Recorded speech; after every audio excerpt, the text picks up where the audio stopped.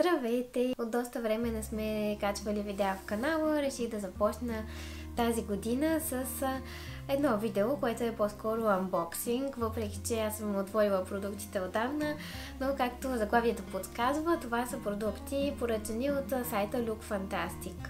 От доста време чаках черния петък там, тъй като имат доста големи намаления на този ден. Подсказвам, почти всички продукти са за коса. Първо искам да разкажа за самата поръчка, доставка, така набързо малко информация, в случай, че не сте поръчвали от този сайт. Направих поръчката на черен петък, ако не се лъжа, беше 24 или 25 ноември. В сайта се плаща с карта, като пробвах да добавя една кутия с козметика от техните подаръчни кутии, но ми изписа, че няма как да бъде поръчана, тъй като доставката е за България. Ако сте си харесали оттам някаква кутия с козметика, най-вероятно няма да ви я доставят. Няколко дена след поръчката получих имейл, че продуктите са разделени в два пакета, т.е. две отделни пратки ще пристигнат при мен. Първата пристигна сравнително бързо, не мога да кажа точно колко дена след поръчката, но така направи ми впечатление, че доста бързо, ако не се лъжа, началото на декември вече беше при мен.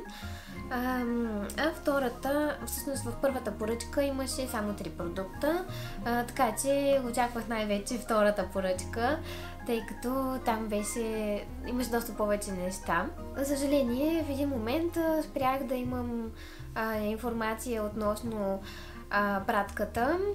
Имах изпратен на имейла код, с който да си проверявам докъде е стигнала, и от началото на декември или може би да не беше края на ноември нямах абсолютно никаква информация за поръчката.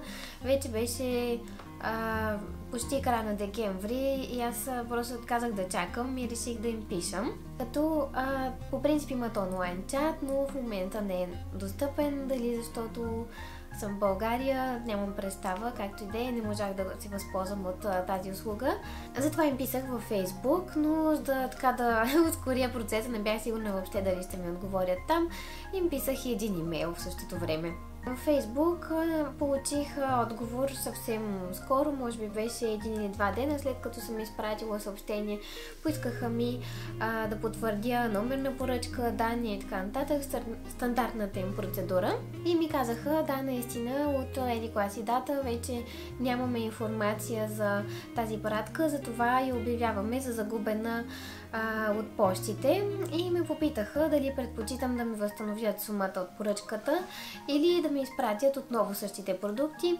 Аз, разбира се, избрах да ми изпратят отново продуктите, тъй като доста време ги чаках все пак. Мисля, че бях на много добри цени, такива каквито в България най-вероятно никога няма да намеря. Избрах тази опция. След известно време получих имейл, който ми казва, че пратката пътува към мен и имах нов номер за проследяване. Всъщност, като погледнах продуктите, които са изпратени в тази пратка, видях, че липсва един продукт. И им писах отново по Facebook и те ми отговориха, че ще ми възстановят сумата, тъй като той не е бил наличен. Може би 2 дена след като съм получила този имейл, получавам нов имейл от Look Fantastic, като отговор на моето запитване, това, което бях изпратила още в началото за загубената пратка. Този имейл много ме изненада, наистина не очаквах нещо такова да получа. Писаха ми, че са прегледали моя профил и поради възникналите проблеми решават повече да не изпращат нищо до моя адрес и да закрият профила ми. Като в същото време ми казват, ако имате някакви възражения или въпроси, може да ни пишете през профила си, който всъщност те вече са затворили. И реално нямах никаква връзка с тях, не знаех дали въобще ще получа продуктите си, въпреки че бяха изпратени, не знам. Помислих си, че може да си поискат пратката обратно, нямам представа, и така стоях и се чудех дали въобще ще дойде при мен пратката. Все пак аз съм дала пари за това. Тя не е с наложен платеж, плаща се при поръчка, така че нямах просто никаква връзка с тях да ги попитам дали ще си получа нещата, дали ще ми върнат парите, какво се случва. Следователно, аз започнах да търся други такива случаи в интернет с проблеми в с проблеми при поръчки. И видях, че има няколко сайта, чрез които аз мога да се свържа с Look Fantastic и да напиша някаква рекламация, като написах може би 2 или 3, нещо такова, 3 мисля, че написах. 3 различни сайта и те в един от тях са видели това, което съм написала, писаха ми имейл да ми се извинят за недоразумението и ми върнаха профила. Няколко дена след това аз си получих поръчката, така че всичко завърши добре, но исках просто да ви разкажа за този проблем, в случай, че вие искате да направите поръчка през сайта и се чудите дали всичко минава гладко. Не винаги минава гладко. Нека да започваме, ще ви покажа всички продукти, които съм поръчала. Започвам с ето тези два продукта на Redken, шампуан и балсам. В България може би сте виждали, че цените на продуктите на марката са си така доста високички. Ако не се лъжа, целият комплект беше около 10 паунда, което се равнява на 23 лева, нещо такова, което е просто нищо в сравнение с цените, на които се предлага в България. Все още не съм го пробвала, така че ще споделя отзиви, когато го направя. Продължавам с още два продукта на Redken. Тези не са отваряни също, но пък имам същите два вкъщи и съм ги ползвала, така че мога набързо да ви кажа за тях. Това е терапия, която се нанася преди шампуан на влажна коса и фактически възстановява косата. Харесва ми терапията, аз използвам такива терапии преди измиване, така че се възползвах и заредих още една. Това е техния спрей, който е с 25 ползи.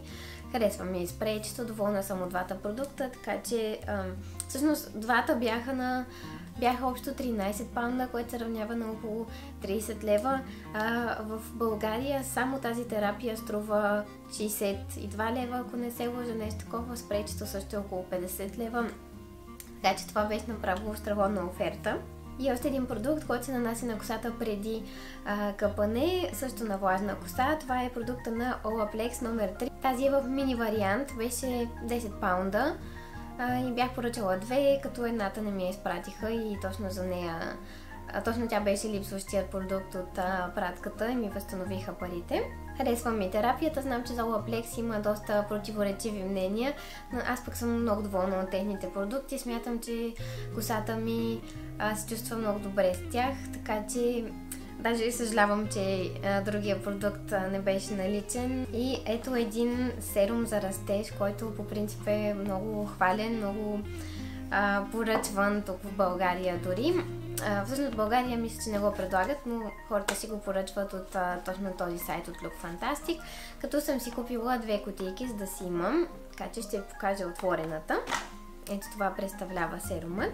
Нанася се на влажна или суха коса, като по принцип указанията са да се нанася всеки ден, поведнъж на ден. Забравих да кажа, марката се казва Grow Gorgeous.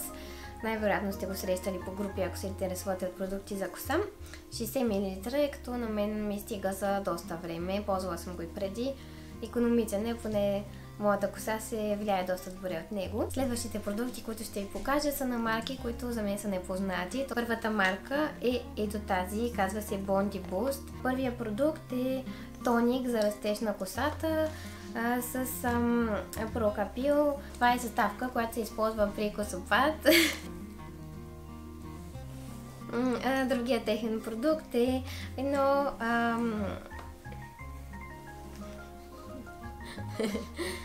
другият техен продукт е масло за коса, което се нанася на суха коса преди измиване, на скалпа и по дължините. Съдържа масла като рециново, бадемово, жожоба. Като цяло доста хубави съставки. Напоследък много обичам да използвам масла веднъж или два пъти в седмицата. Смятам, че има доста добър ефект. И забелязвам доста нови косички. Сами му е интересно, за щастие той няма тези проблеми. Но пък аз ги имам отчасти заради него, тъй като имах доста силен следродилен косопад и загубих доста голяма част от косата си. Споделяла съм за това в Инстаграм, ако ме следвате там, вероятно сте видели нещо. И още една нова за мен марка, като тези два продукта вече съм ги изпробвала. Марката е Hair Syrup. т.е. сироп за коса, буквално преведено.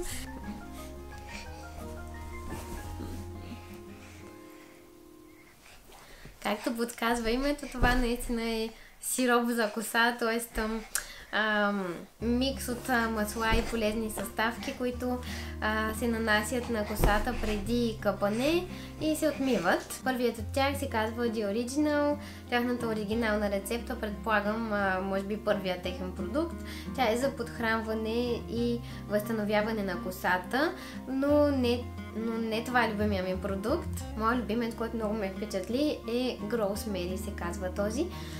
Съдържа розмарин и е за растеж на косата. Може би сте чували, че розмарина прави чудеса с растежа на косата и в последно време се убедих в тези му полезни свойства. Нанасям от този продукт преди къпане, като стоя между 2 и 4 часа с него. Нанасям го по скалпа, както и по дължините и косата ми много харесва. След употребата му е доста по-жива, доста по-блестяща. Ако не харесвате обаче как ухае розмарина, няма да сте доволни от този продукт, тъй като неговия аромат е доста силен. Аромата на розмарин се задържа върху косата до следващото къпане почти. И стигаме до последния продукт, който е единствения, който не е за коса. Това е един дермаролер, който ще използвам в грижата за лицето. Преди година и половина започнах да използвам дермаролери. Имах един за лице и един за коса. Като този за лице се счупи и от този момент спрях да ползвам, просто не се изсещах да си купя нов. Видях този, че беше на промоция на марката Brushworks, ако не се лъжа, е така добра марка, цената беше доста прилична. И това бяха всички покупки от Look Fantastic. Въпреки премеждията, които имах с поръчката, съм много доволна от това, което получих и най-вече от цената, на която получих нещата. В България щяха да ми струват доста повече. И това беше цялото видео. Благодаря, че ме гледахте.